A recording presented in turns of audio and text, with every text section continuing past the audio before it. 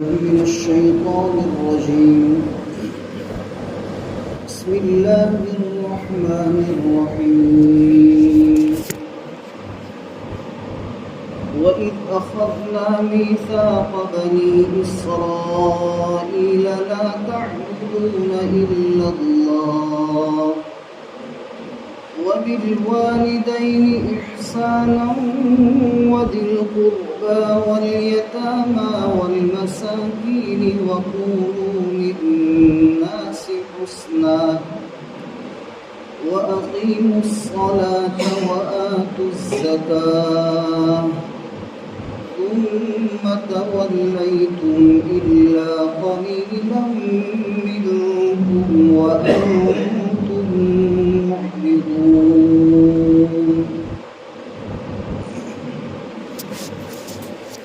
اور وہ زمانہ یاد کرو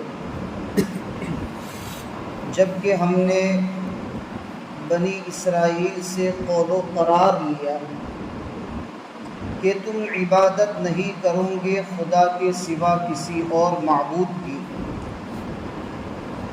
اور والدین کے ساتھ اچھا سلوک کرو گے، اور رشتہ داروں کے ساتھ اور یتیموں کے ساتھ اور غریبوں کے ساتھ اچھا سلوک کرنے کا تمہیں حکم دیا اور قول و قرار لیا، اور تم لوگوں سے اچھے انداز میں بات کرو اور نماز قائم کرو اور زکوٰۃ ادا کرو.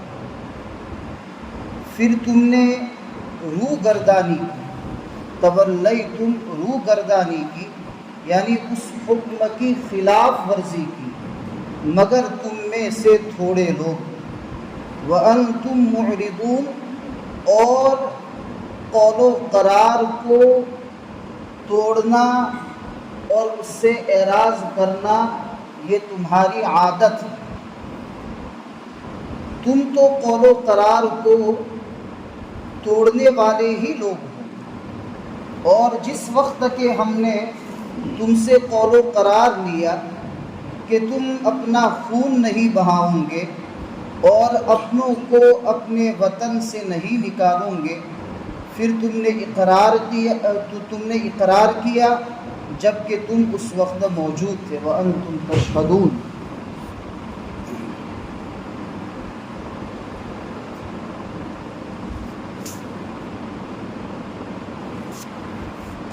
اوپر والے مضمون میں بنی اسرائیل نے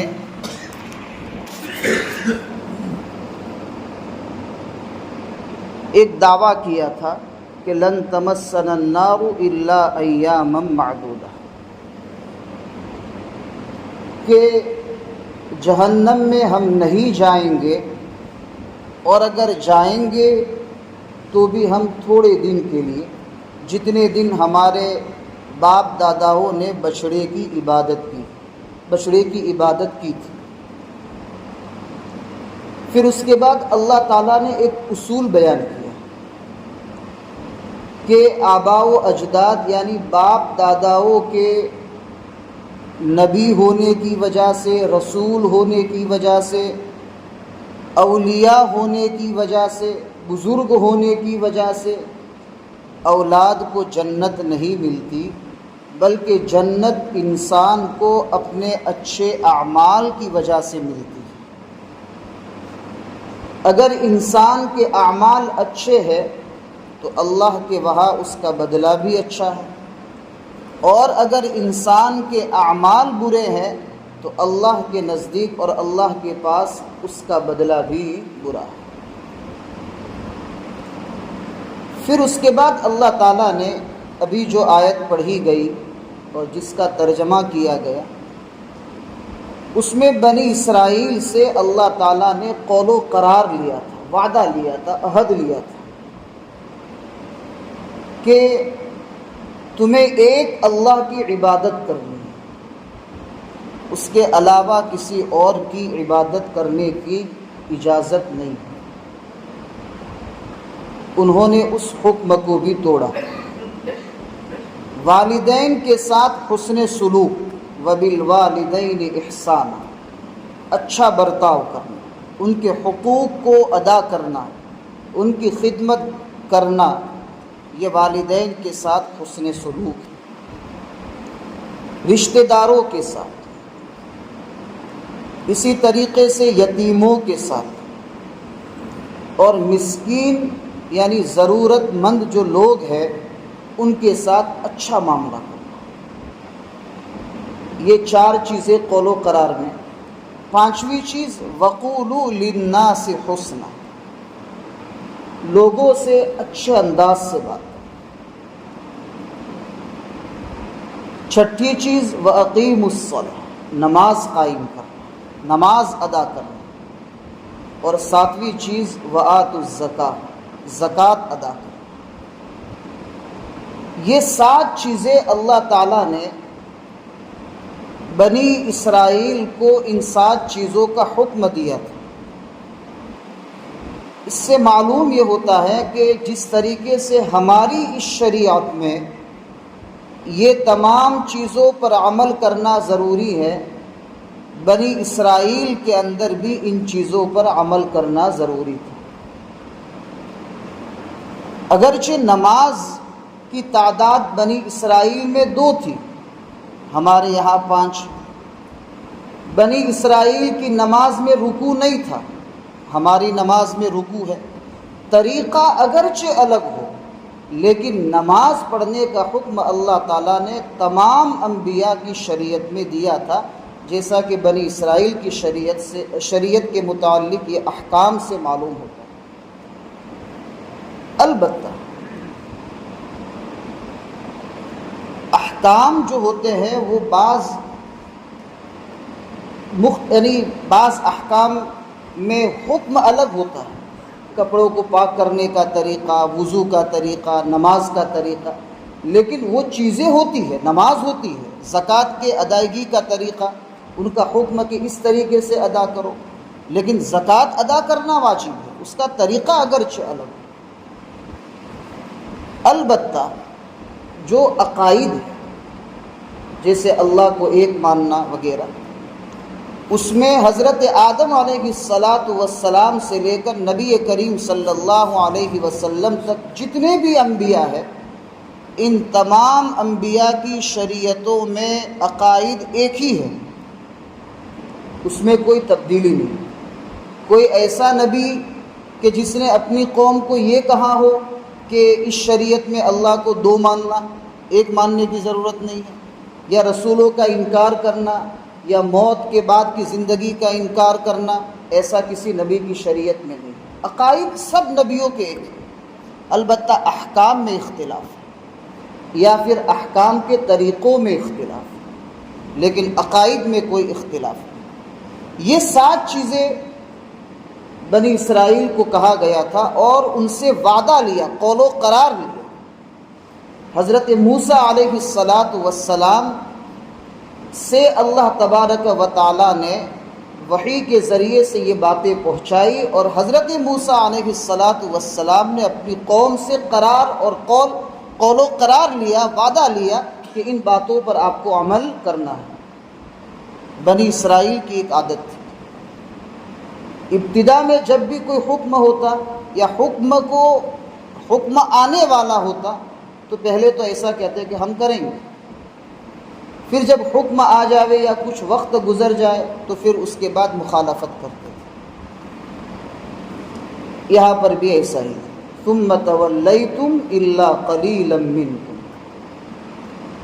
ان احکام کو اللہ نے تمہارے اوپر اتارا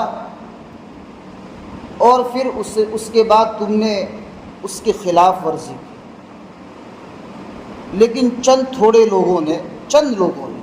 سے لوگوں نے ان احکام پر عمل کیا۔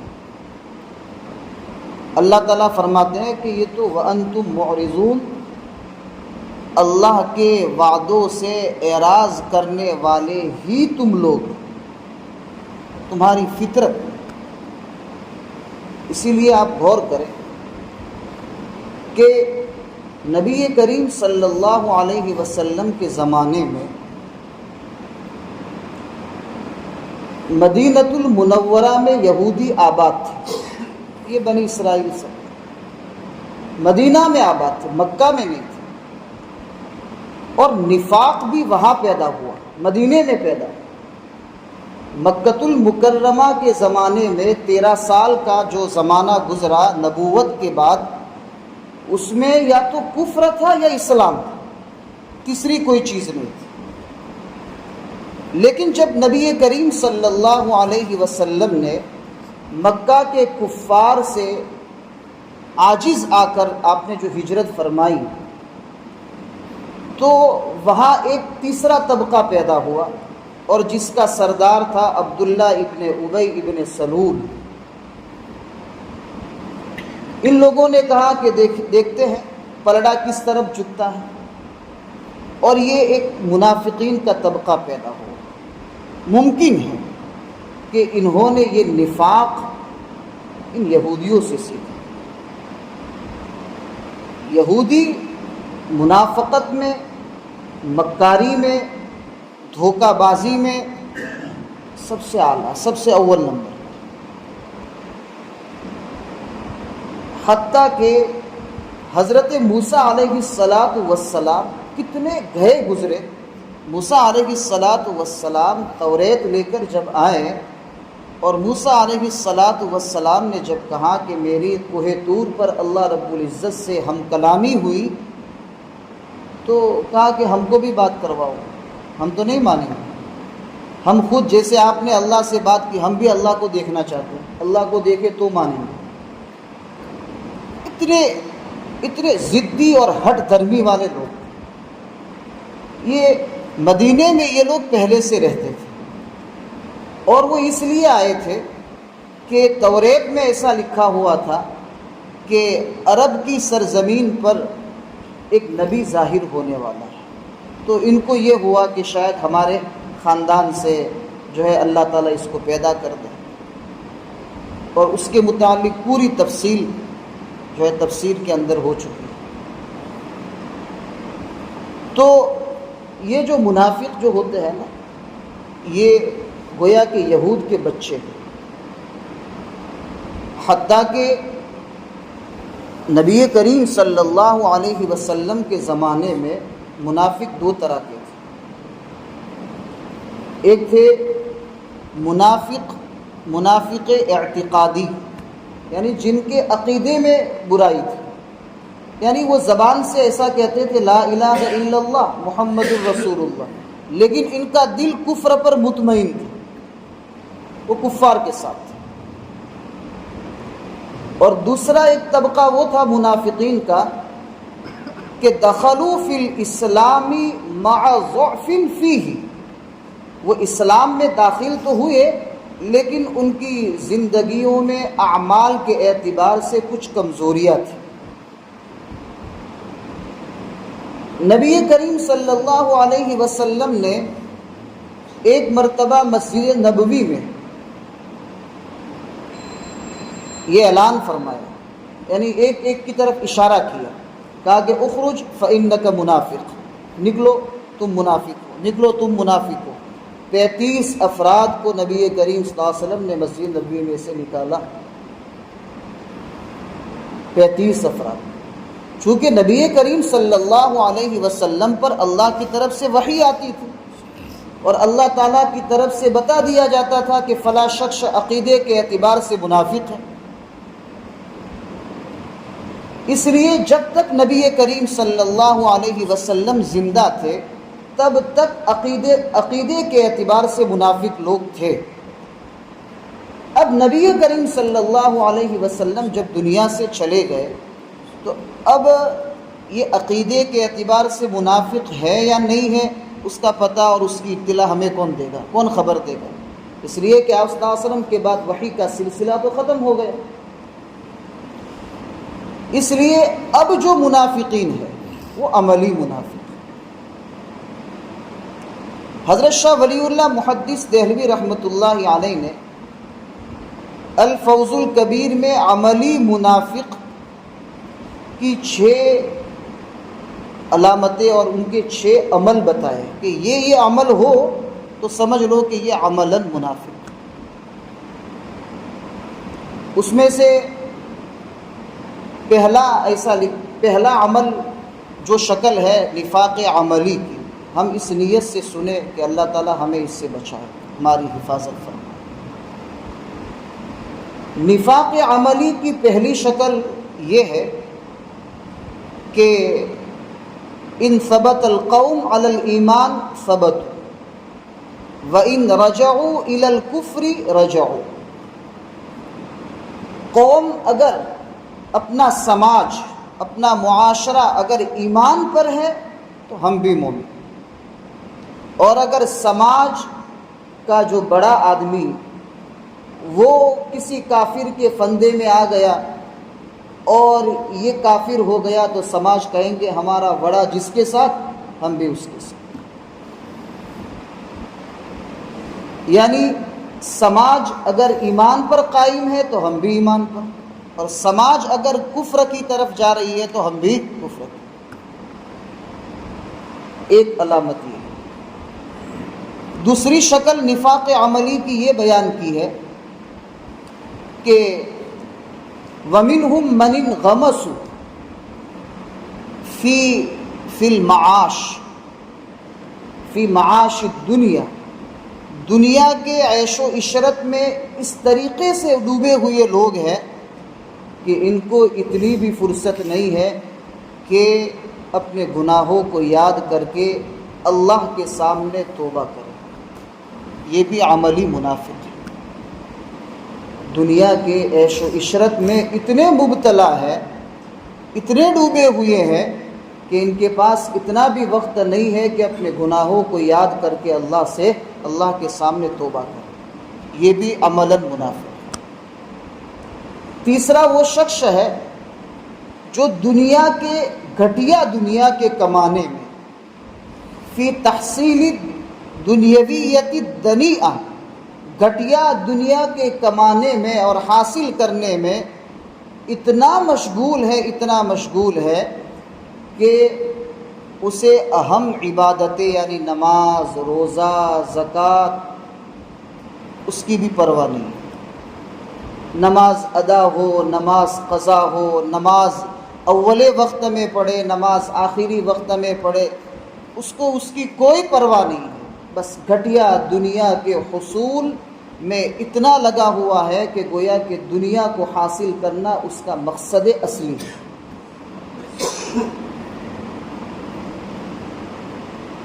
ایک علامت یہ بیان کی ہے کہ بعض مرتبہ ایسا ہوتا ہے معاشرے میں اور سماج میں کہ مثلا میرے خاندان کے اور میرے قبیلے کے کسی آدمی کے ساتھ کسی دوسرے قبیلے والے شخص نے زیادتی کی۔ اب واللہ عالم ان دونوں کے درمیان میں کیا معاملہ ہے ہم نے اس کی تحقیق نہیں کی، ہم نے تو صرف اتنا دیکھا کہ میرے خاندان کا، میرے قبیلے کا یہ شخص ہے، اس لیے میں اس کی طرفداری میں کھڑا رہوں گا، اب چاہے یہ شخص حق پر ہو یا یہ شخص ناحق پر ہو، بغیر تحقیق کے اس کی حمایت اور اس کی نصرت میں کھڑے ہو گئے، اس کی مدد میں، اور سامنے والے سے جو ہے جنگ کر لی، جھگڑا کر لی۔ یہ بھی عملی منافق ہے۔ اس لیے کہ کوئی بھی بات ہو، کوئی بھی یعنی جھگڑا ہو، کوئی بھی معاملہ ہو، تو آپ کا فرض یہ بنتا ہے کہ دونوں کو جمع کر کے آپ پورے معاملے کی حقیقت کو سمجھیں اور جانیں اور پھر اس کے بعد فیصلہ کریں۔ حق پر اگر نہیں ہے، ناحق پر ہے، اگر اپنے ہی قبیلے کا شخص، اس کی طرفداری میں کھڑے نہ رہیں، اگر کھڑے رہیں گے تو عملاً منافق ہیں۔ اسی لیے حدیث پاک میں آتا ہے کہ اگر کوئی شخص تمہارے پاس آ کر یوں کہے کہ فلانے نے میری آنکھ کو پھوڑ دیا ہے، تو تم دوسرے کے بارے میں قصاص کا فوراً فیصلہ نہ کرو جب تک کہ وہ آنکھ پھوڑنے والا سامنے نہ آوے، ہو سکتا ہے کہ اس نے اس کی 2 پھوڑ دی ہو۔ اس لیے معاملے کی حقیقت کو سمجھے بغیر ہم اپنے خاندان اور اپنے قبیلے کی طرفداری میں کھڑے نہ ہوں۔ یہ علامتیں ہے عملاً منافق۔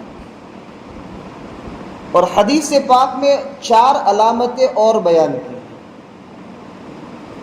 ایک علامت ہے اذا حدث کذب، جب بات کرے تو بات میں جھوٹ بولے، اور اتنا جھوٹ بولے کہ لوگ اس کی بات پر اعتبار کرنا چھوڑیں،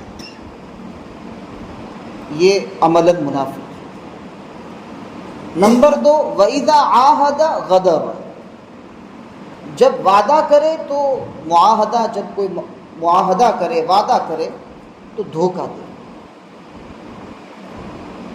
تیسری علامت ہے وَإِذَا اؤْتُمِنَ خَانَ، جب اس کے پاس امانت رکھی جائے تو خیانت کرے، یا کوئی بات امانت رکھنے کی کہی جائے اور وہ دوسروں کو کہہ دے حالانکہ اس کو کہنے کا منع کیا تھا، یہ بھی خیانت ہے، یہ بھی منافق کی نشان۔ اور چوتھی چیز ہے وَإِذَا خَاصَمَ فَجَرَ، جب جھگڑا کرے تو گالیاں بکے۔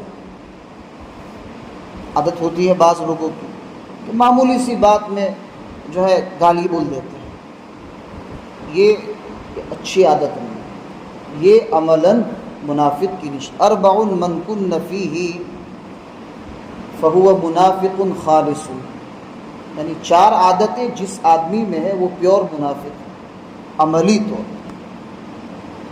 یہ منافق اور یہ جو نفاق، ہم یہ نہ سمجھے کہ یہ جو ہے یہودیوں کے بارے میں اور بنی اسرائیل کے بارے میں یعنی اللہ تعالیٰ بیان فرما رہے ہیں اور یہ لوگ اللہ کے احکام کی خلاف ورزی کر رہے ہیں اور ہم تو دودھ کے دھلے ہیں۔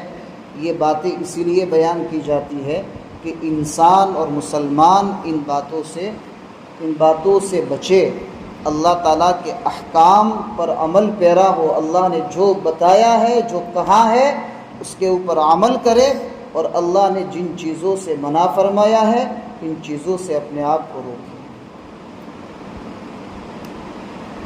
اللہ تعالیٰ ان باتوں پر عمل کرنے کی توفیق عطا فرمائے۔ سبحان ربک رب العزۃ عما یصفون وسلام علی المرسلین والحمد للہ۔